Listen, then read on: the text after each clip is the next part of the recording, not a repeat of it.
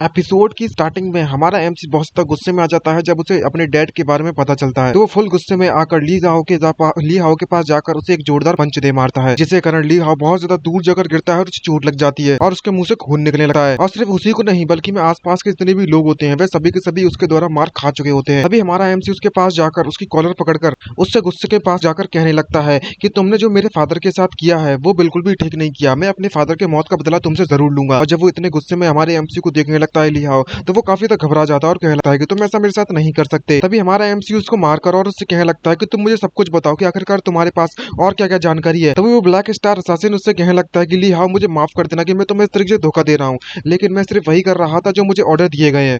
तभी एक पिस्टल एक गन कोई पॉइंट कर देता है उसके सर पर, जिसको देखकर वह बहुत ज्यादा डर जाता है। और वह और कोई नहीं बल्कि मैं हमारी असासिन होती है, फीमेल असासिन, जो कि उसके पास आकर उससे कहने लगती है कि ब्लैक स्टार तुमने मुझे और मेरे साथियों को धोखा दिया एक बार फिर से, इसलिए तुम्हें मरना होगा। और ब्लैक स्टार हमारी फीमेल असासिन को देखकर बहुत ही बुरी तरीके से डर जाते हैं और तभी वो फीमेल असासिन उसके सर पर एक गोली मार देती है, जिससे कि वो बंदा वहीं पर मारा जाता है। और उसे मारने के बाद बहुत गुस्से में वहां से जाते मन में सोचते हुए कहने लगती है, मैं तुम्हारी बॉडी का इस्तेमाल करना चाहती हूँ ताकि तुम उस मानली तक गोंग मानली तक मेरा मैसेज पहुंचा सको कि तुम आज से मुझे और जियाउल को कभी भी परेशानी देने की हिम्मत न दिखाना, वरना तुम्हारा इसका अंजाम बहुत ज्यादा बुरा होने वाला है। दूसरी तरफ हमारा जो एमसी होता है विली हाओ को अपने घर पर लेकर आ चुका होता है और बेसमेंट में बंद करने के बाद उसे टॉर्चर करता है। इसको देखने के बाद वो बहुत ज्यादा घबरा जाता है ली हाओ और उससे क्या लगता है कि तुम मेरे साथ ऐसा मत करो, मैंने तुम्हें ऑलरेडी सब कुछ बता दिया है, तो अब मेरे साथ तुम ऐसा क्यों कर रहे हो। हमारा एमसी खुश होते हुए एक वीडियो रिकॉर्डिंग करता है और उससे कहने लगता है कि तुम यही पोस्ट बनाकर रखो, ऐसा ही अच्छा है बहुत अच्छा है। और तभी जो वीडियो होती है वो ली हाओ के डैड के पास पोस्ट कर देता है और उसको कॉल करके पूछने लगता है, क्या तुम्हें जो मैंने पोस्ट भेजी है क्या तुमने उसे देखा।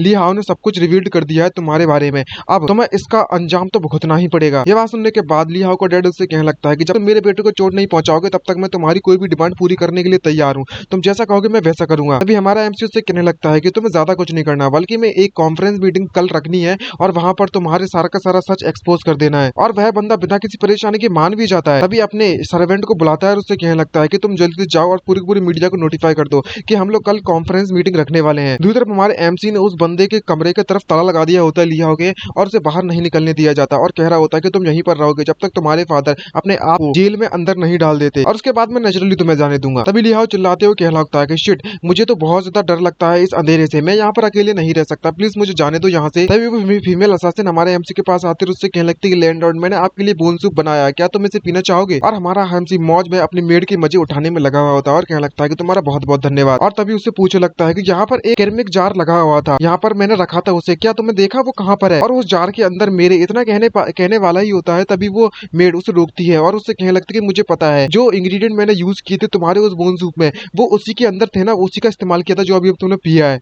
ये बात सुनने के बाद हमारा एमसी काफी ज्यादा शौक से भर जाता है और उल्टियां करना चालू कर देता है, ऐसा बंद निकालने की कोशिश करता है अपने पेट से और कहने लगता है कि वो मेरे फादर की अस्थियां थी, अस्थियां, ओ सॉरी फादर मुझे माफ कर देना, आपके बेटे ने आपने अस्थियों को पी लिया। तभी भी वो मेड यानी कि फीमेल असासिन उसका मजाक उड़ाती है, उससे कहने लगती है कि मैं तो तुम्हारे साथ मजाक करने में लगी हुई थी, मैंने उसे बुद्धिस्ट हॉल में रख दिया है। जब हमारा एमसी इसको इस तरीके से उसकी फिरकी लेती है वो देखता है तो उससे कहने लगता है कितनी ज्यादा वीक्ड वुमन है ये तो। और तभी भी उसी वहां पर पहुंच जाता है जहाँ पर उसके डैड की अस्थियां रखी होती है और कह रहा होता है, डैड मुझे ये बात पता चल चुकी है कि मुझे जो ली जियांग जी है वो कमीना फॉक्स कहीं का, वो इतनी आसानी से नीचे नहीं जाने वाला और अपने आप को पुलिस के हवाले नहीं करने वाला, इसीलिए उससे फाइट करने के लिए मैं कल पूरी तैयारी के साथ जाऊंगा। अगर आप मुझे वाकई में हेवन से देखने में लगे हुए हो तो मेरी विक्ट्री को जरूर देखना। और तभी वहां पर एक नाइफ रखा हुआ होता है, उस नाइफ को उठाने के बाद कहने लगता है कि डैड मैं अपने फैमिली हेirloom को यहाँ पर आपसे उधार लेना चाहूंगा क्योंकि कल मैं इसका इस्तेमाल जो करने वाला हूँ। तभी नेक्स्ट डे का सीन दिखाया जाता है जहाँ पर वो उस नाइफ को अपनी जेब में रख लेता है और वो वहां से जाने लगता है। लेकिन तभी उसकी मेड वहां पर आती है और उससे कहने लगती है, पूछने लगती है, क्या तुम यहाँ से जा रहे हो, जरा 1 मिनट रुको। लेकिन हमारा एमसी पूछने लगा कि तुम मुझे क्यों रुक रही हो यहाँ पर। तभी मेड उसके पास आकर उससे कहने लगती है कि तुम्हारे कपड़ों पे यहाँ पर कुछ झुर्रियां पड़ गई हैं, मतलब रिंकल पड़ गए हैं, चलो मैं तुम्हें उनके स्ट्रेट कर दे देती हूँ। ये बात देखने के बाद हमारा एमसी से कहने लगता है, हे जियान मेरी बात ध्यान से सुनो, अगर मैं कल आज लौट कर वापस नहीं आ जाता हूँ तो तुम्हें 6 महीने के बाद इस जगह को छोड़कर जाना होगा, एडवांस में तैयार हो जाना पहले से। और इतना कहने के बाद वहां से चला जाता है। पीछे से वो लड़की चिल्लाती है और उससे कहने लगती है कि मैं तुम्हारा इंतजार करूंगी डिनर के लिए। दूसरी तरफ सीन शिफ्ट होता है वही कॉन्फ्रेंस पर, जहाँ पर वो अपने आप के बारे में बताने जा रहा होता है और कह रहा होता है कि आज मैं सभी को इस प्रेस कॉन्फ्रेंस को मैंने यहाँ पर इसलिए बुलाया है ताकि मैं कुछ इंपॉर्टेंट चीज को अनाउंस कर सकूं। तभी मेयान हमारे एमसी से कहने लगे कि मैंने ऑलरेडी पुलिस को रिपोर्ट कर दिया है। जैसे ही लिंग जियान पब्लिकली सभी के सामने सच्चाई बाहर उगल देगा तो जो पुलिस है वो इमीडिएटली इसे अरेस्ट कर लेगी और जो क्विलिन ग्रुप है वो वापस से अपना नई स्टार्ट कर सकता है। तभी हमारा एमसी भी इसकी बात सुनने के बाद कहने लगता है कि मैं भी यही उम्मीद करता हूँ, लेकिन वो बंदा यहाँ पर अपनी साजिश रचना बंद नहीं करता और उससे कहने लगा है कि मैं आप सभी को ये बताना चाहता हूँ कि इस बंदे ने मेरे बेटे यानी कि ली हाओ को किडनैप कर लिया है। और हमारा एमसी बहुत ज्यादा सरप्राइज हो जाता है ये बात सुनने के बाद और कहने लगा है कि जैसा कि मैंने उम्मीद की थी इस बंदे से, ये कभी भी सच नहीं बोलेगा। तभी वहाँ पर एक पुलिस ऑफिसर आ जाती है और हमें पता चलता है कि जो लुओ यान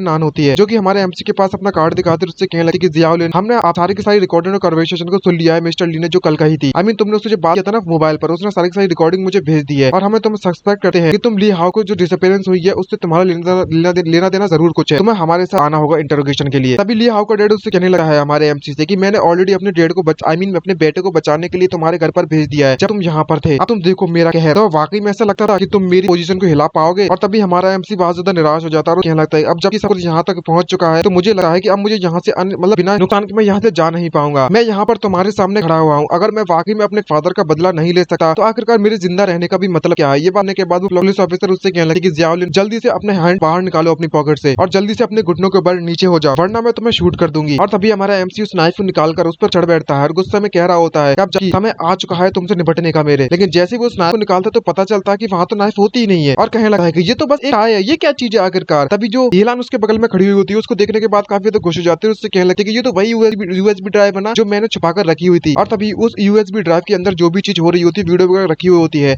उसमें दिखाया जाता है कि हमारे एमसी के डैड को ली हाओ का डैड मारने में लगा है वो भी अपने हाथों से और सारे के सारे सबूत यहाँ पर सामने आ चुके हैं। जिसको देखने के बाद हमारा एमसी उससे कहने लगा है कि ऑफिसर लियो अब तुमने यहाँ पर सच्चाई देख ली होगी कौन यहाँ पर किसका किलर है और ने किसका मर्डर किया है। और जब सभी लोगों को इस बारे में पता चलता है कि इस बंदे ने हमारे एमसी के डैड को मारा है तो सभी लोग कहने लगते हैं कि मैंने तो इस बारे में कभी उम्मीद भी नहीं की थी कि जो क्विलिन के चेयरमैन थे जियाओ की उनका मर्डर ली जियांग खुद अपने हाथों से कर देगा। तभी वो बंदा अपने आप को सरेंडर कर देता है, उससे कहने लगता है कि शूट मत करना मैं अपने आप को यहाँ पर सरेंडर करने के लिए तैयार हूँ। लेकिन हमारा एमसी नहीं चाहता कि अगर ये सरेंडर हो गया तो ये बिल्कुल भी ठीक नहीं रहेगा क्योंकि इसके पास पावर है, पैसा है, कनेक्शंस है। अगर ये सरेंडर हो गया तो अपने रिसोर्सेज का इस्तेमाल कर इसे ज्यादा समय नहीं लगेगा उस जेल से बाहर निकलने में, इसलिए इसका मरना ही यहाँ पर जरूरी है, हम इसको इतनी आसानी से नहीं छोड़ सकते। सबसे पहले तो हमारे एमसी उस बंदे पर कूद पड़ता है, गालियां देते हैं और उससे कहने लगता है कि ली जिंगे तू बास्टर्ड कहीं के मैं अपने फादर का बदला तुमसे जरूर लूंगा। तभी हमारा एमसी अपने पैर को पैर से टकराने की एक्टिंग करने लगता है और वहां से गिर जाता है और इस मौके का फायदा उठाते हुए उसके हाथों में एक गन पकड़ा देता है और कहने लगता है कि लकीली मेरी किस्मत इतनी ज्यादा अच्छी थी कि मेरी बॉक्सिंग जिम में एक गन पड़ी हुई थी, भले ही इसमें बुलेट्स नहीं है। और जैसे ही वो पुलिस ऑफिसर उसके हाथों में वो गन देखे तो वो काफी सरप्राइज हो जाती है। यहाँ पर हमारे एमसी का एक्टिंग मोड ऑन हो जाता है और वो कहने लगता है कि प्लीज मुझे मत मारो प्लीज मुझे मत मारो। ये बात सुनने के बाद वो बंदा सरप्राइज हो जाता है और कहने लगता है कि आखिरकार ये गन मेरे हाथ में कहाँ से गई अचानक से। तभी पुलिस ऑफिसर उससे कहने लगते हैं कि तुम जल्द उस गन को अपने हाथों से फेंक दो वरना मैं तुम्हें शूट कर दूंगी। और वो घबराते हुए कहने लगता है कि नहीं मेरा ऐसा कोई भी इरादा नहीं है। लेकिन तभी एक बुलेट उड़ती हुई आती है और डायरेक्टली उसके कंधे पर जाकर लग जाती है और वहां पर बुलेट के साउंड आने लगते हैं। तभी भी पुलिस वाले अपने साथियों से पूछने लगते हैं कि आखिरकार किसने यहाँ पर सबसे पहले शूट किया था। वो लोग कहने लगते हैं कि मैंने शूट नहीं किया, हमें भी नहीं पता, हमने भी नहीं देखा आखिरकार शूट किसने किया है। और तभी वो बंदा जैसे ही मर जाता है, लिया होकर डैड मरने लगता है तो वो हंसने लगता है, जिसको देखकर हमारा एमसी सरप्राइज हो जाता है और वो हंसते हुए कहने लगा कि जियाओ लिन तुम्हें वाकई में ऐसे ही लगता है कि तुम्हारी जियाओ फैमिली के साथ सिर्फ और सिर्फ मैं ही जुड़ा हुआ था तुम्हारी डैड की मौत के कारण के लिए। तुम हम लोगों को नहीं हरा सकते, तुम उन लोगों को बिल्कुल भी नहीं हरा सकते, तुम्हारी तो किस्मत में मरना ही है। और वो बंदा इसी के साथ मारा जाता है। तभी हमारी मिस मेई उसके तरफ जाती है एमसी की तरफ और उससे पूछने लगती है क्या तुम ठीक हो। हमारा एमसी उससे कहने लगता है कि मैं बिल्कुल ठीक हूँ। तभी ईरान उसके तरफ आती है और उससे कहने लगती है कि जो पहला सूट था वो किसी और बिल्डिंग से आया था, किसी ने जानबूझकर इसे साइलेंस करने के लिए मार दिया है। ये बात सुनने के बाद वो सरप्राइज हो जाता है और कहने लगता है कि मेरे डैड की मौत का कारण की वजह ये अकेला नहीं है बल्कि और भी लोग भी इसमें मिले हुए हैं। जितना मैंने सोचा था उतना ज्यादा आसान नहीं होगा बदला लेना मेरे लिए। तभी पीछे से कोई आता है और चिल्लाने लगता है कि जियाओ लिन। तभी वो पुलिस वाली हमारे एमसी से कहने लगती है कि तुम्हें जो ली हाओ को किडनैप करने का सस्पिशियन था वो अभी तक पूरी तरीके से क्लियर नहीं हुआ है। हमें तुम्हारे घर के पूरे घर को सर्च करना होगा ताकि हम पता लगा सकें, तभी तुम्हें यहाँ से जाने देंगे एक बार पूरे के पूरे सर्च करने के बाद। और तभी नेक्स्ट सीन में वो लोग सर्च करने के लिए पहुंच जाते हैं लेकिन उसमें उन्हें कुछ भी ऐसा नहीं मिलता। तभी वो इधर उधर नॉक करने लगती है और कहने लगती है कि ज्यादातर ग्लास में सीक्रेट रूम बहुत होते हैं क्योंकि तुम्हें बस उनके मैकेनिज्म को फाइट करने की बहुत ज्यादा जरूरत है। लेकिन हमारा एमसी देखता है तो काफी सरप्राइज होता है, कहने लगता है कि इस लोंडिया ने वाकई में पहचानने में कामयाब रही जगह को। और तभी पे पुलिस ऑफिसर्स वहां पर पहुंच जाते हैं और कहने लगते हैं कि फाइनली हमने यहाँ पर एक हिडन रूम ढूंढ लिया है, यहाँ पर कोई ना कोई तो अंदर मौजूद है जो कि बंधा हुआ है। और तभी वो लड़की हमारे एमसी को सीधे हथकड़ियां पहनाते हुए उससे कहने लगती है कि जियाओ लिन अब तुम्हें यहाँ पर कोई भी नहीं बचा सकता। मैं समझ सकती हूँ तुम्हारी सिचुएशन के बारे में, लेकिन तुम इस तरीके से लॉ को तोड़ोगी तो इसका जो अंजाम है वो तुम्हें भुगतना ही पड़ेगा। और जैसे ही वो उस लॉक को खोलते हैं तो वहां पर हमें किसी मेड को दिखाया जाता है, और वो कोई नहीं बल्कि में हमारी वो फीमेल असासिन होती है, जो कि उससे कह रही होती है कि मास्टर आखिरकार तुम यहाँ पर इतनी लेट क्यों आने में लगी हुई हो, मैं आपका इंतजार ज्यादा देर तक नहीं कर सकती हूँ, मुझे और ज्यादा इंतजार मत करवाइए। और भाई जिस पोजीशन में ये बैठी हुई है उससे आपको क्या लगता है कि यहाँ पर क्या होने वाला था, ये मतलब क्या ही एक्टिंग कर रही है भाई, ये कुछ भी करने के लिए तैयार है एमसी के लिए। और जब वो लड़की से इस तरीके से देखती है तो वो काफी सरप्राइज हो जाती है और उससे कहने लगती है कि तुम तो कुछ ज्यादा ही खेलने में लगे हो आज भाई, तुम्हारे तो शौक कतई बढ़ चुके हैं। और हमारा एमसी घबराते उससे कहने लगता है कि हमने ऐसा कुछ भी नहीं किया हुआ है। और तभी वो फीमेल जो ऑफिसर्स होती है वो वहां से चली जाती है, हमारा एमसी अभी भी कह रहा होता है कि ऐसी कोई बात नहीं है, और वो वहीं पर रोना चालू कर देता है और कह रहा होता है मन में सोचते हुए कि भले ही मैं जेल में नहीं गया हूँ, लेकिन ये जो चीज हुई है मेरे साथ वो किसी जेल में जाने से भी बदतर है, मुझे सोसाइटी डेथ मिली है इस बार। तभी वो फीमेल इधर आती है असासिन, उससे कहने लगती है कि मैंने तुम्हारी फिर से मदद की है, आखिरकार तुम मेरा किस तरीके से धन्यवाद करने वाले हो। तभी हमारा एमसी इस मौके का फायदा उठाता है और वो असासिन से कहने लगता है कि ऐसा लगा कि अगर मैं अपनी बॉडी का इस्तेमाल करूं तुम्हारे लिए तो। ये बात सुनने के बाद वो फीमेल असासिन उससे कहने लगती है कि तुम रास्कल कहीं के, तुम्हारे जो थॉट्स हैं वो बहुत ज्यादा नोटी है, ठरकी हो रही हो। और तभी वो पूछने लगता है कि तुम वो सब छोड़ो, तुम मुझे ये बताओ कि जो ली हावे पे है कहाँ पर है। तभी वो बोलने लगती है कि मैंने उसे दूसरी जगह पर पहले ही मूव कर दिया था और वो बहुत ज्यादा अच्छी तरीके से उसे छुपा कर रखा हुआ है, वो जगह को ढूंढना इतना ज्यादा आसान नहीं होने वाला। हमारा एमसी उसकी तारीफ करते हुए उससे कहने लगता है कि तुमने तो वाकई में कमाल कर दिया। लेकिन जब वो लोग उस बंदे के पास जाकर देखते तो उसे पता चलता है कि वो तो ऑलरेडी मारा जा चुका है। ये देखने के बाद वो दोनों के दोनों सरप्राइज हो जाते हैं और सरप्राइज के मारे उनका मुंह फटा का फटा रह जाता है और कहने लगता है कि आखिरकार इसे मारने वाला कौन है, आखिरकार किसने इसे मार दिया। तभी वो फीमेल असासिन नोटिस करती है और कहने लगती है कि इसे मारे हुए ज्यादा समय नहीं गया है, क्योंकि इसका जो ब्लड है वो अभी भी वार्म है, तो मुझे लगता है कि इसे मारने वाला यहाँ से अभी अभी भाग कर निकला हुआ है हमारे जस्ट आने से पहले। ये बात सुनने के बाद हमारा एमसी कहने लगता है लेकिन वह दरवाजा तो लॉक था जिससे हम लोग आए थे, तो आखिरकार जो मर्डरर है वो उसके अंदर घुसा तो घुसा कैसे। तभी वो फीमेल असासिन पहचान जाती है और अपने से कुछ थ्रो करने लगती है और कहने लगती है कि जो किलर है वो यहाँ पर छुपा हुआ है, और ऊपर तरफ एसी डक्ट होता है ना, यहाँ से हवा आती है, वहां पर वो थ्रो करती है, जिसको देखकर हमारा एमसी सरप्राइज हो जाता है और उसे खोलकर वे दोनों के दोनों अंदर जाने लगते हैं, लेकिन उनकी कंडीशन कुछ ठीक नहीं लग रही होती। तभी हमारा एमसी उस सिचुएशन को देखकर कहने लगता है कि तुम्हारी जो श्रिंकिंग टेक्निक है, क्या वो बंदा इतना ज्यादा माहिर है इस छोटी सी जगह में निकलने में, आखिरकार इतने ज्यादा छोटी जगह में कोई कैसे निकल सकता है। तभी वो फीमेल असासिन उससे कहने लगती है कि जो दरवाजा था वो ऑलरेडी लॉक्ड कर दिया गया था उस मर्डर के द्वारा, ये एक ऐसा वर्क है जो कि सिर्फ और सिर्फ एक बहुत ज्यादा टॉप का एस असासिन कर सकता है, और वो और कोई नहीं बल्कि मैं बैन का हुआ है। हम लोग वाकई में बहुत ज्यादा मुसीबत में पड़ चुके हैं। लेकिन वो फीमेल असासिन हमारे एमसी से कुछ ज्यादा ही चिपक रही होती है, जिसको देखकर हमारे एमसी को बहुत ज्यादा अनकंफर्टेबल महसूस हो रहा होता है। तभी उससे पूछने लगते हैं कि आखिरकार तुम इस तरीके से रुक क्यों गए हो, हमें उसका पीछा करना है, ये जरूरी इंजर्ड होगा, अगर तुम ऐसा नहीं कर सकते हो तो मुझे करने दो। और वो हमारे ऊपर, हमारे एमसी के ऊपर चढ़ने लगती है। सॉरी गाइस, इसको देखकर हमारे एमसी को कुछ महसूस सही मतलब नहीं सही लग रहा होता है, और वो क्या लगता है कि तुम इस तरीके से स्ट्रगल करना बंद कर दो, अगर ऐसा ही चलता रहा तो मैं अपने आप को ज्यादा समय तक होल्ड नहीं कर पाऊंगा।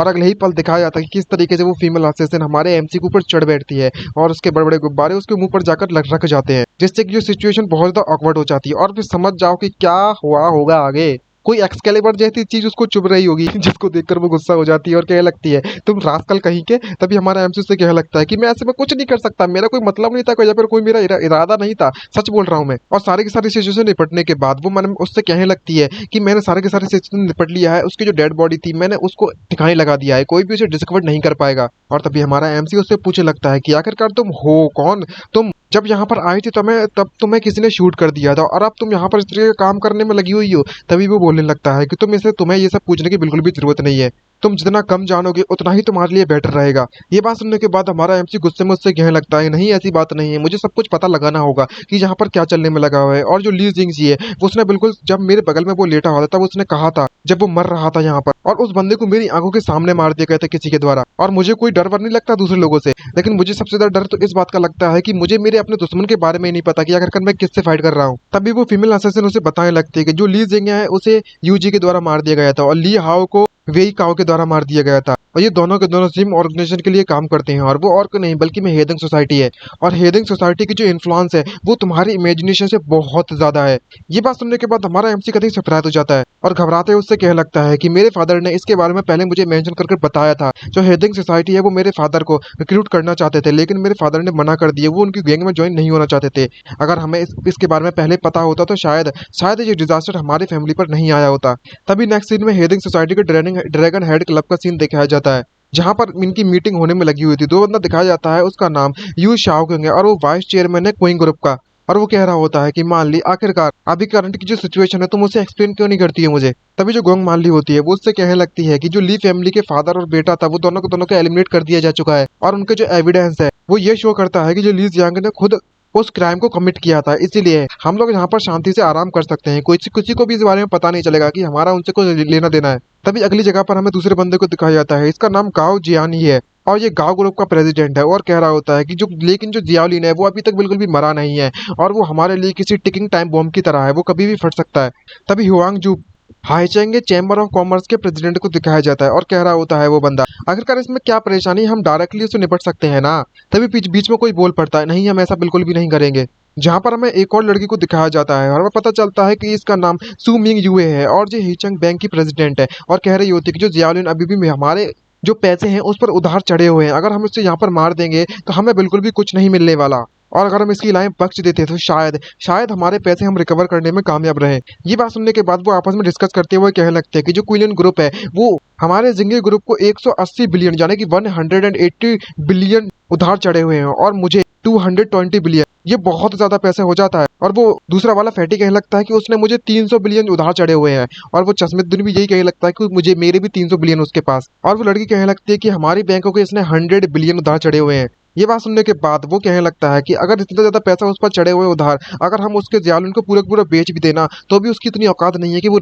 हमारे पैसों को वापस कर सकते हैं। तो हमारे लिए बेटर रहेगा कि हम समय बर्बाद ना करें और उस बंदे से यहीं पर निपट लें, तो वरना क्या पता ये फ्यूचर में हमको एक एक कर निपटाना चालू कर दे, तो जैसे कि इसने ली जिंगी के साथ किया था। ये बात सुनने के बाद वो लड़की सरप्राइज हो जाती है। तभी चश्मुद्दीन बोल पड़ता है कि आपकी जब कल हम लोग बिल्कुल भी सही डिसीजन पर नहीं पहुंच पा रहे हैं तो कैसा लगा कि हम लोग वोटिंग मेथड का इस्तेमाल करें, तुम लोग अपने अपने हाथों को उठाओ जो कि उससे छुटकारा पाना चाहता है। और सभी लोग अपने वोट हाथ उठा लेते हैं, जहां पर वो चश्मुद्दीन कहने लगता है कि जियानी जो मान ली की टीम है वो बिल्कुल भी काम पर नहीं आ पा रही है और इस वक्त पुलिस बहुत ज्यादा अच्छी तरीके से और क्लोजली मॉनिटर करने में लगी हुई है गोंग मान ली को, तो इस बार का जो काम है वो जियाओलिन से निपटने का मैं तुम पर छोड़ता हूँ। ये बात सुनने के बाद ये बंदा खुश हो जाता है और उससे कहने लगता है कोई परेशानी वाली बात नहीं है, ये चीज तो मुझे बहुत ज्यादा पसंद आई और मैं इस मिशन को कंप्लीट कर ही रहूंगा, तुम्हें चिंता करने की बिल्कुल भी जरूरत नहीं है। तभी अगले ही पल हमारे एमसी और मेयान को दिखाया जाता है जहाँ पर वो एक बाइसिकल पर जा रहे होते हैं। तभी मेयान उससे कहने लगते हैं कि बॉस आखिरकार तुम एक कार क्यों नहीं खरीद लेते हो, अगर आप कार नहीं खरीद सकते तो कम से कम एक मोटरसाइकिल तो खरीद लो। इस तरीके से हम अगर बाइसिकल पर जाएंगे तो आपका जो वर्क है वो आपके आइडेंटिटी पर बिल्कुल भी शूट नहीं करता, क्योंकि आप चेयरमैन को एक कंपनी के,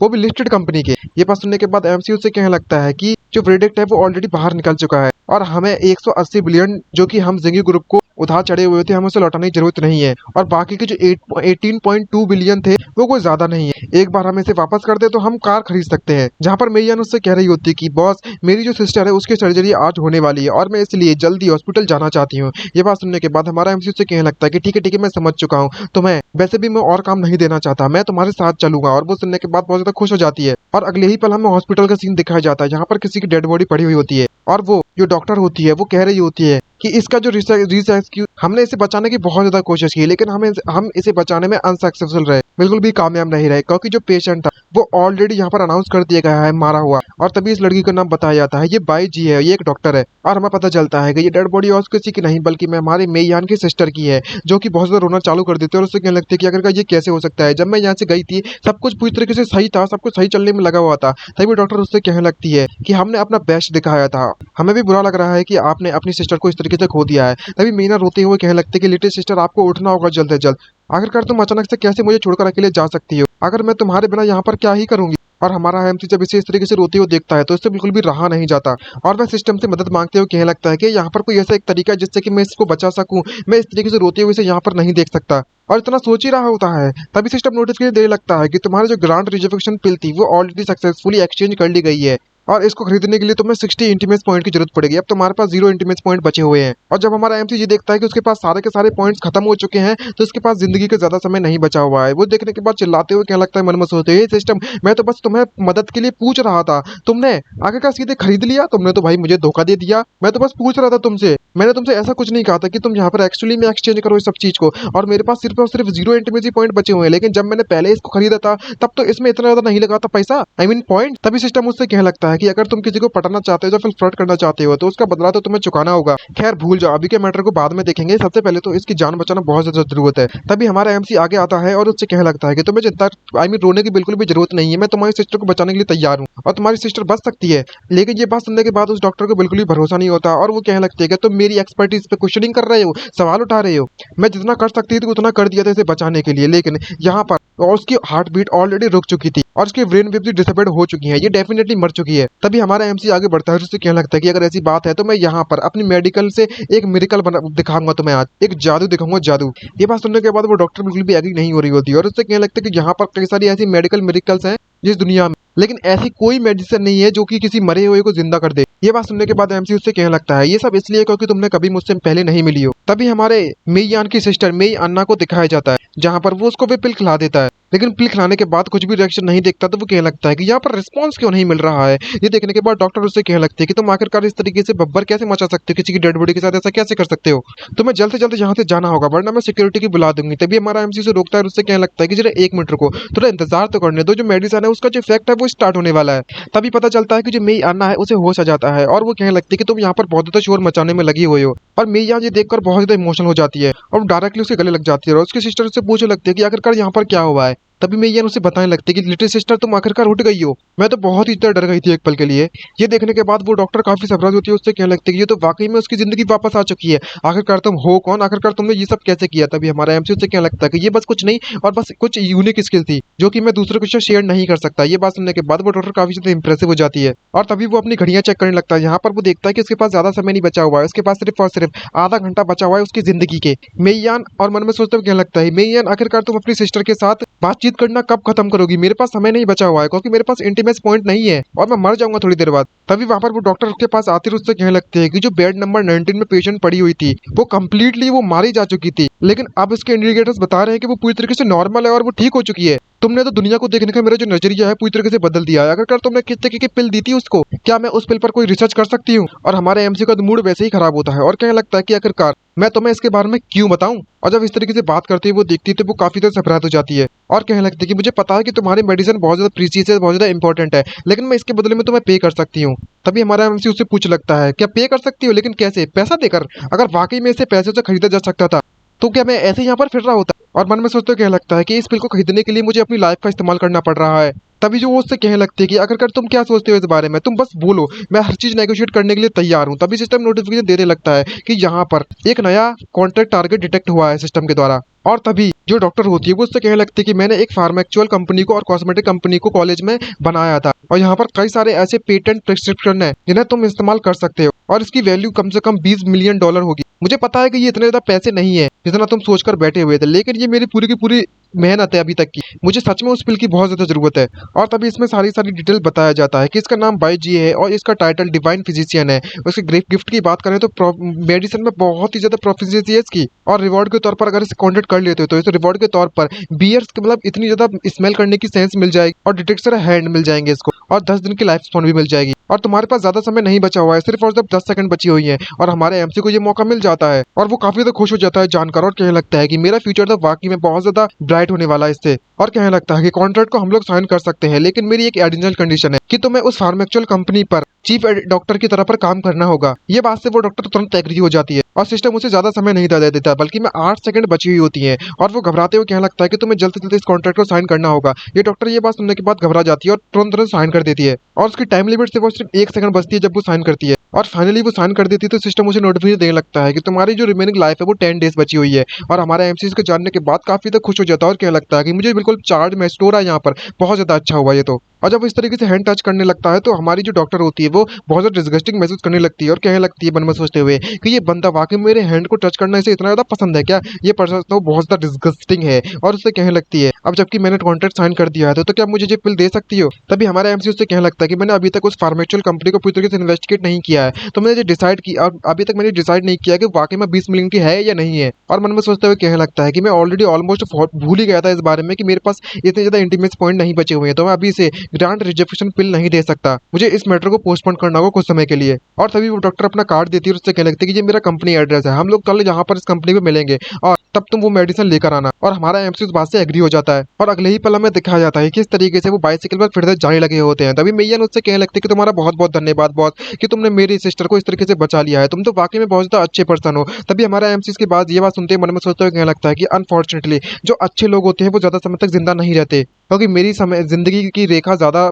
लंबी नहीं है। तभी अचानक से सामने उसे कोई दिखाई देने लगता है और हमें पता चलता है कि यहाँ पर वो बॉम्बर फिर से आ चुका है और अपने साथ कई सारे साथियों को लेकर आकर कहने लगता है कि ये लोग वही लोग हैं। तभी मेयान उससे कहने लगती है कि बॉस आपको यहाँ से निकलना होगा, मैं इन सभी को ज्यादा देर तक नहीं झेल सकती, लेकिन आप यहाँ पे बचकर निकल सकते हो। लेकिन पता चलता है कि हमारा एमसी ने तो वहां से भागना पहले ही चालू कर दिया और कहने लगता है कि तुम्हारे कहने का मतलब क्या है, तुम्हें भी यहाँ से भागना होगा। तो मैं देख नहीं रहा कि उनके हाथों में चाकू वगैरह है, अगर वाकई में इन्हें पीट सकते लेकिन हमें भी बहुत ज्यादा इंजर्ड चोट लग जाएगी, आखिरकार हम इस इतनी ज्यादा परेशानी क्यों उठाएं इस बात के लिए। ये बात से मेयान भी एग्री होती है और इससे कहने लगती है कि जी बॉस मैं समझ चुकी हूँ, तुम तो वाकई में बहुत ज्यादा क्लेवर हो, बहुत ज्यादा समझदार हो। अगर ली हाउ वाकई में ऑलरेडी मारा जा चुका है तो आखिरकार ये सभी के सभी लोग हमारा पीछा क्यों कर रहे हैं। तभी हमारा एमसी से कहने लगता है कि इसे जरूरी उस हेदिंग सोसाइटी के द्वारा भेजा गया होगा। ये बात सुनने के बाद मेयान भी उससे कहने लगती है कि इसको हम इस तरीके से नहीं जाने दे सकते, हमें इनसे अपना पीछे छुड़ाने की बहुत ज्यादा जरूरत है। तभी वे एक कंस्ट्रक्शन बिल्डिंग पर पहुंच जाते हैं, यहाँ पर कई सारे पाइप्स लटके हुए होते हैं और हमारा एमसी कहने लगता है कि मेरे पास एक ग्रेट आइडिया है, तुम्हें जल्द से जल्द ऊपर चढ़ना चाहिए, जल्द से जल्द। तभी वो मेयान उससे पूछने लगते हैं कि अगर ऐसी बात है तो तुम्हारे बारे में क्या। तभी हमारा एमसी से कहने लगता है कि तुम्हें चिंता करने की जरूरत नहीं है, मैं जल्दी वहां पर पहुंच जाऊंगा।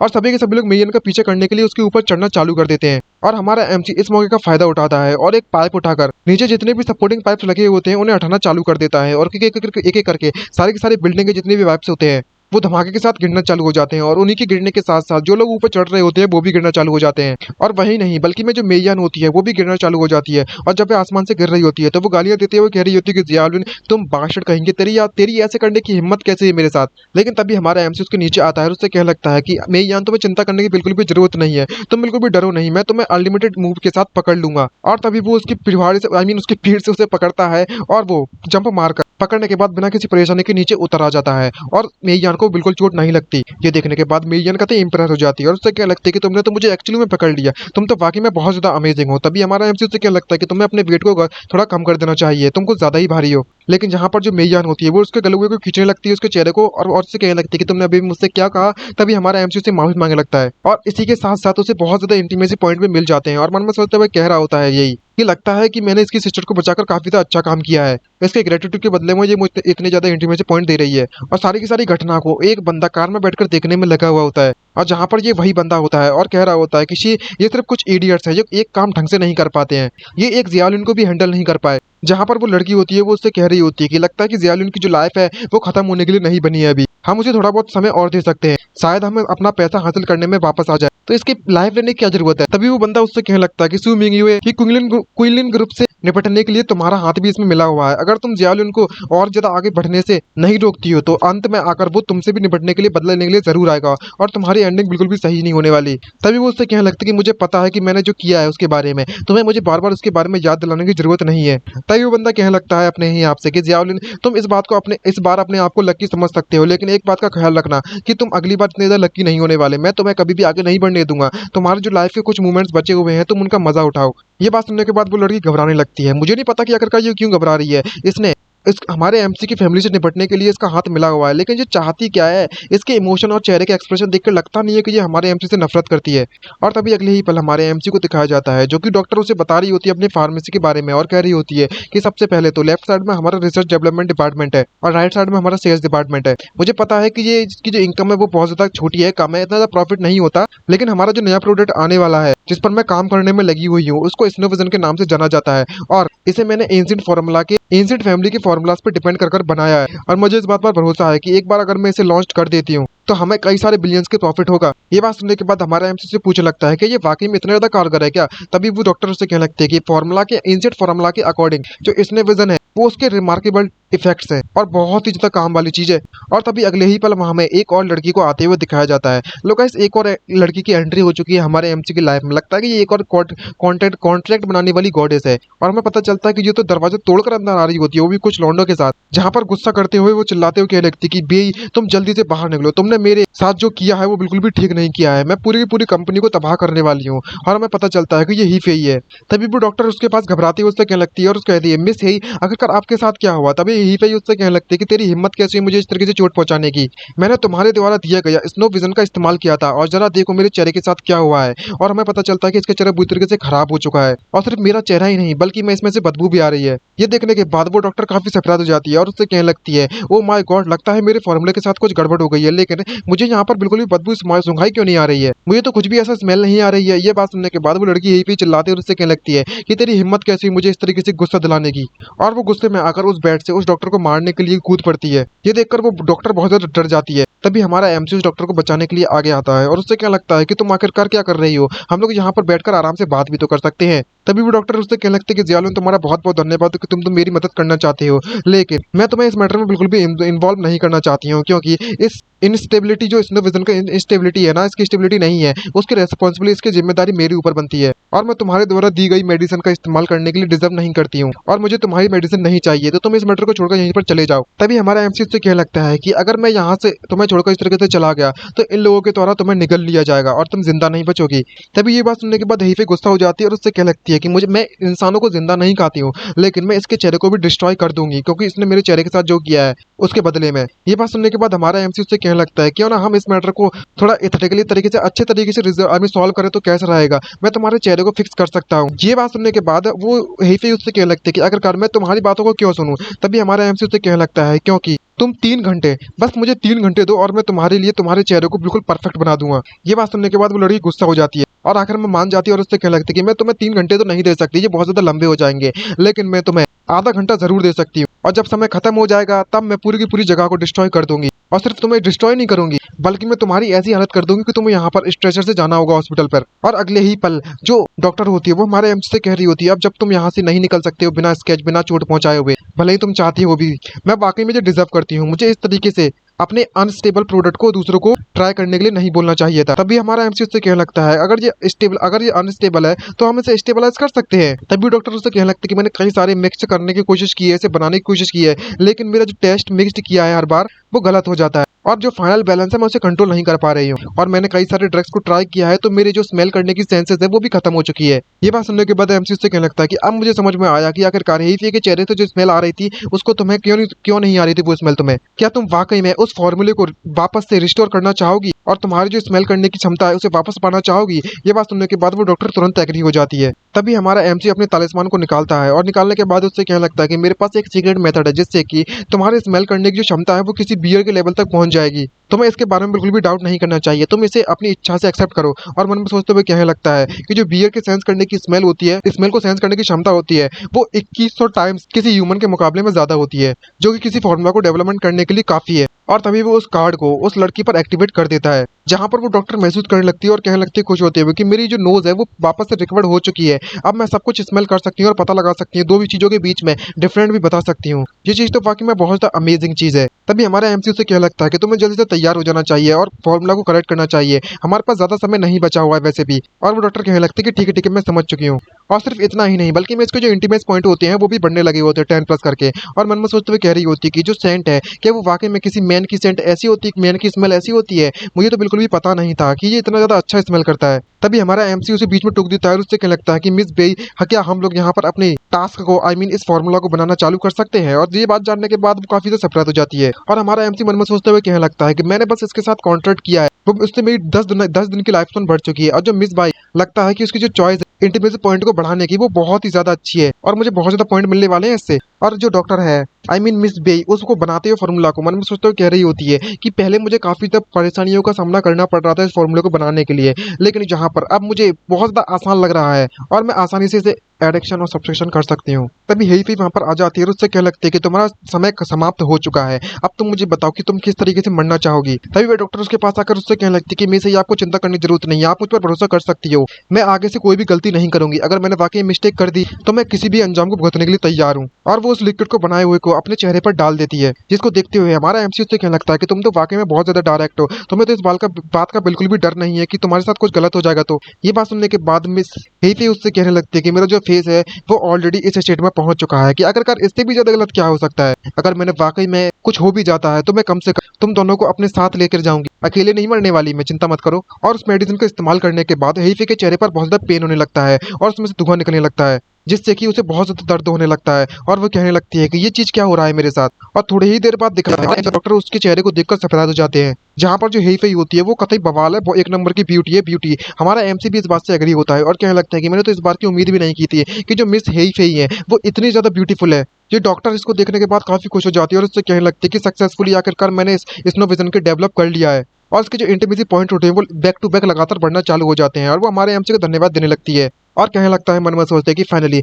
फाइनली मैं इन पॉइंट्स का इस्तेमाल कर सकता हूँ कम से कम आधी साल की लाइफ स्टोन के लिए। भले ही मैं ग्रांड जेफरसन पिल का इस्तेमाल कर लूंगा, आई मीन खरीद लूँ, मेरे पास काफी ज्यादा पॉइंट्स बच जाएंगे। तभी जो सिस्टम है वो वापस से डिटेक्ट करने लगता है और कहने लगता है कि हमारे जो होस्ट है उसे डिटेक्ट किया गया है ग्रांड रिजर्वेशन पिल के खरीदने के लिए, एक्सचेंज करने के लिए। और बिना सोचे समझे वो पिल को खरीद भी देता है सिस्टम। भाई साहब हमारे एमजी का फिर से कट गया और इसकी प्राइस जो होती है वो 200 इंटीमेसी पॉइंट होती है और उसके पास सिर्फ और सिर्फ एक पॉइंट बचता है, जिसको देखकर हमारा एमजी सरप्राइज हो जाता है और गुस्से में चिल्लाते हुए उससे कहने लगता है कि आखिरकार तुम्हें किसने इसकी परमिशन दी कि तुम ऑटोमेटिक एक्सचेंज कर सकती हो। और लास्ट टाइम जब मैंने इसे खरीदा तो इसके बदले में मुझे 60 इंटीमेसी पॉइंट की जरूरत पड़ी थी, तो आखिरकार इसकी प्राइस कैसे बढ़ गई।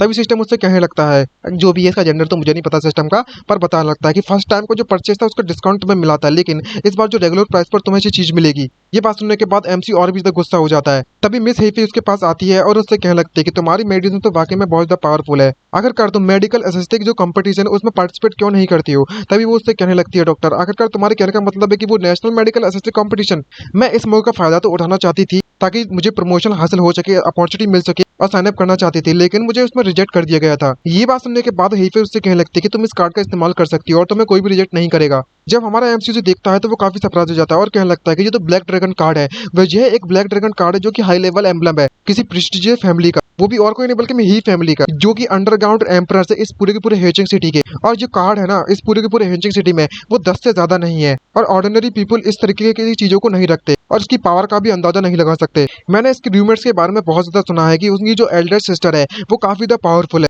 जो कि ब्लैक ड्रैगन फैमिली। क्या ऐसा पॉसिबल हो सकता है? वो और कोई नहीं बल्कि मैं यही है। और तभी वो डॉक्टर चेन की सांस लेती है और उससे कहने लगती है कि आखिरकार इस कार्ड का मैं क्या ही कर सकती हूँ, क्योंकि जो ऑर्गेनाइजेशन कमेटी है वो एक मेडिकल असिस्टेंट एसोसिएशन है और उनका लेवल बहुत ज्यादा हाई है। तभी हमारा एमसी उस कार्ड को लेता है और उससे कहने लगता है कि ये यूजफुल होगा या नहीं होगा, हम लोग इसको ट्राई करने के बाद पता लगा सकते हैं। ये बात सुनने के बाद वो काफी ज्यादा सरप्राइज हो जाती है। तभी हमारा एमसी उससे कहने लगता है कि अगर ये कॉम्पिटिशन इतना ज्यादा इंपॉर्टेंट है तो हम लोग ट्राई क्यों नहीं करते इसको। तभी वो उस मेडिसिन को उठाती है और उससे कहने लगती है कि ये बस कुछ फिनिश्ड प्रोडक्ट्स हैं, हम लोग इसका इस्तेमाल कर सकते हैं, मैं अपने साथ लेकर चलती हूँ इसको।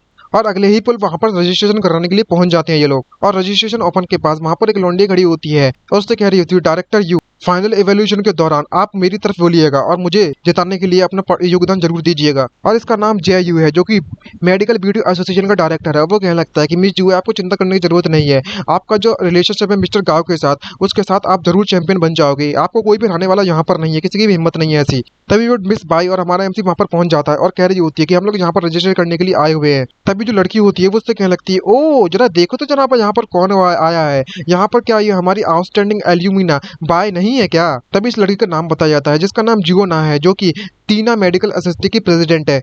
और जियोना उससे कह रही होती है कि तुम्हारी हिम्मत कैसी हुई तुम्हारी इस स्मेल के साथ, पैथेटिक कंपनी के साथ यहाँ पर रजिस्ट्रेशन करने की। तभी जो मिस बाई होती है उसको देखने के बाद कहने लगती है कि जुओना तुम यहाँ पर क्या कर रही हो। और हमारे एमसी को बताने लगती है कि ये मेरी यूनिवर्सिटी की फ्रेंड है जुओना। और हमारा एमसी इसको देखकर कहने लगता है कि तुम्हें देखकर इसे लगता तो नहीं है कि ये फ्रेंडली है तुमसे। तभी वो बताने लगती है, मुझे नहीं पता कि आखिरकार ये मुझे इतना ज्यादा टारगेट क्यों करती है। और तभी वो डायरेक्टर उसकी लिस्ट को पढ़ता है, उसकी रिपोर्ट को पढ़ता है और उससे कहने लगता है कि AI मेडिकल असिस्टेंट। तभी जो जुआन होती है जियो ना होती है उसके पास आती है और डायरेक्टर से कहने लगती है कि तुमने बिल्कुल सही कहा, इसकी जो कंपनी है वो सैडी प्रैक्टिस करने के लिए एक्सपोज कर जा चुकी थी मेडिकल असिस्टेंट में। ये बात सुनने के बाद वो डायरेक्टर समझ जाता है कि ये इसको पार्टिसिपेट नहीं करने देना चाहती और डायरेक्टली खड़ा होकर उसे मना करते हुए उससे कहने लगता है कि तुम हमारे मेंबर आई मीन एसोसिएशन के मेंबर नहीं हो, तो तुम्हें हम लोग इस कंपटीशन में पार्टिसिपेट करने की परमिशन नहीं दे सकते। ये बात सुनने के बाद बाई काफी ज्यादा सरप्राइज हो जाती है और उससे क्या लगती है, लेकिन कंपटीशन में रेगुलेशन के हिसाब से जो नॉन मेंबर्स है वो भी पार्टिसिपेट कर सकते हैं, क्या तुम्हें इसमें एक्सेप्शन नहीं बना सकते हो। हमारा जो प्रोडक्ट है वो ग्राउंड ब्रेकिंग है, वो तहलका मचा देगा कतई तहलका, हमारे क्लिनिकल डेटा इसमें लिखा हुआ है ऑलरेडी। लेकिन वो डायरेक्टर इसकी बात को मानने के लिए बिल्कुल भी तैयार नहीं होता और उससे क्या लगता है कि मैंने कहा ना कि तुम रिक्वायरमेंट को मीट नहीं करती हो तो नहीं करती हो, कोई फर्क नहीं पड़ने वाला, तुम यहाँ पर हमारा समय का बर्बाद करना बंद करो और तुम पहले पर्सन में यहाँ से निकल लो। और उस फाइल को उसी के चेहरे पर फेंक देता है। तभी उस रिपोर्ट पर जियोना अपना पैर रखती है जुओना और उससे कहने लगती है कि बाय जियो, मैंने तो इस बारे में कभी एक्सपेक्टेड नहीं किया था कि तुम इतनी ज्यादा हाई होने वाली और इतनी ज्यादा माइटी होने वाली यूनिवर्सिटी में इसकी स्टेट ऐसी हो जाएगी, हालत ऐसी हो जाएगी। तभी मिस बाई उससे कहने लगती है कि ये मेरा लाइफ का हार्ड वर्क है, तुम इस तरीके से उसकी डिसरेस्पेक्ट नहीं कर सकती हो। तभी हमारा एमसी वीआईपी का कार्ड निकालता है और उससे कहने लगता है कि तुम्हें आप इससे माफी मांगनी होगी, मैं तुमसे इसे माफी मांगने के लिए डिमांड करता हूँ। ये बात सुनने के बाद वो डायरेक्टर उससे कहने लगता है कि तुम वाकई में मुझे ये ब्लैक कार्ड दिखाने वाले हो, ये किसी बैंक का कार्ड है क्या? अच्छा है, अच्छा है। तभी हमारा एमसी उससे कहने लगता है ये कोई बैंक का कार्ड नहीं है, और उस बंदे को इस कार्ड की वैल्यू के बारे में नहीं पता होता और कहने लगता है कि तुम मेरे साथ मजाक कर रहे हो, और इस कार्ड को जमीन पर फेंक देता है और कहने लगता है कि मैं तुम्हें कह रहा हूँ कि तुम कभी भी मेडिकल ब्यूटी कंपटीशन में शामिल नहीं हो पाओगे अपनी पूरी की पूरी जिंदगी पर। अब मेरे रास्ते से, मेरे सामने से हट जाओ यहाँ से पहली फुर्सत में। और हमारा एमसी इसके इस व्यवहार को देखने के बाद कहने लगता है कि ये तो काफी ज्यादा इंप्रेसिव वाली बात है कि तुम्हारी इतनी हिम्मत हो गई है, तुम्हें वाकई में ब्लैक ड्रैगन कार्ड को इस तरीके से फेंक दिया। ये बात सुनने के बाद डायरेक्टर उससे कहने लगता है कि आखिरकार तुम अपने आप को समझते क्या हो मेरे सामने? मैंने कभी भी इस तरह की बुलशिट के बारे में नहीं सुना है, ना ही ब्लैक ड्रैगन कार्ड के बारे में सुना है। तभी जो ना उससे कहने लगते हैं कि जो भाई जी, तुम बस अपने मैन की तरफ तो देखो, तुमने किस तरीके के मर्द को, आई मीन मैन को अपने लिए ढूंढा है। ये किसी लो लेवल पोजर के सामने कुछ भी नहीं है, ये तो बहुत ज्यादा गिरा हुआ है तुम्हारा मैन तो। तभी मिस भाई उससे कहने लगती है हमारे एमसी से, जाओ क्या हमें छोड़कर यहाँ से चले जाना चाहिए इस मीटिंग को? तभी हमारा एमसी से कहने लगता है कि जरा एक मिनट रुको, अब इतनी जल्दी जल्दबाजी करने की जरूरत है? और चिल्लाते हुए कहने लगता है कि मैं तुम्हारे प्रेसिडेंट से मिलना चाहता हूँ, जल्दी से आओ और बाहर मिलो इमीडिएटली। और मन में सोचते हुए कहने लगता है कि मैं इस पूरे के पूरे हैचिंग सिटी का नंबर 1 यंग मास्टर रहा हूँ, आखिरकार मैं इस कार्ड को लेकर गलत कैसे हो सकता हूँ? तभी पीछे से एक बंदा आता है, उससे कहने लगता है कि आपको मुझसे क्या चाहिए, और बताने लगता है कि मैं क्यू मिंग का प्रेसिडेंट हूँ। तभी जुओ ना उससे कहने लगता है कि प्रेसिडेंट क्यू, ये बस यहाँ पर थोड़ा बहुत स्मॉल मैटर है, आपको चिंता करने की जरूरत नहीं है। यहाँ पर एक स्मॉल कंपनी आई हुई है जो कि रिजेक्ट कर दी जा चुकी है रजिस्टरिंग करने के लिए, क्योंकि उनका प्रोडक्ट बहुत ज्यादा लो क्वालिटी का है, प्योर क्वालिटी का है,